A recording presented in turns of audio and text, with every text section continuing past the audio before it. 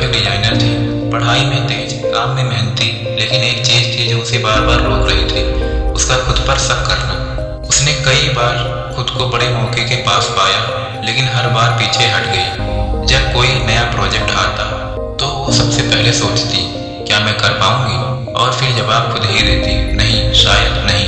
एक दिन उसकी बड़ी बहन नैना ने उससे पूछा, तो इतनी बार पीछे क्यों हट जाती है? सिया ने जवाब दिया, मुझे लगता है मैं दूसरों जितनी अच्छी नहीं, सब मुझसे आगे हैं। अगर मैं कुछ गलत कर दूं तो लोग क्या सोचेंगे?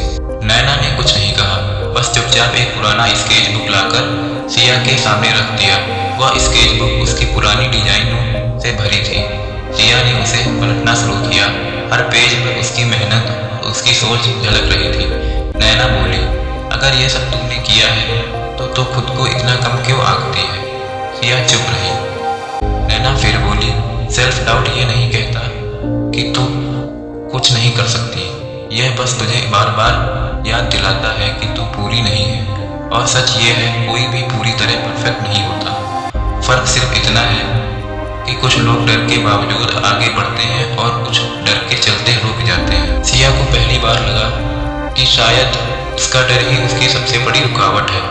उसी रात उसने वो डिजाइन कंपटीशन पूरा किया जिसमें वो कई दिनों से हिस्सा लेने से डर रही थी। सबमिट करते वक्त उसके हाथ थोड़े कांपे, लेकिन दिल में एक हल्की आवाज आई, कम से कम तूने कोशिश तो की।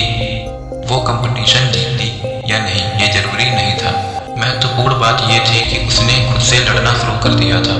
कुछ इसी तरह जब हम कुछ नया या कुछ बड़ा करने की कोशिश करते हैं तो हम रिजल्ट के बारे में इतना नकारात्मक सोचने लगते हैं कि ये सोच हमें सेल्फ डाउट यानी आत्मसंदेह की ओर लेकर जाती है। इसीलिए हमें हमेशा सकारात्मक सोचना चाहिए, क्योंकि सफलता और असफलता के बीच फर्क सिर्फ हमारी सोच का है।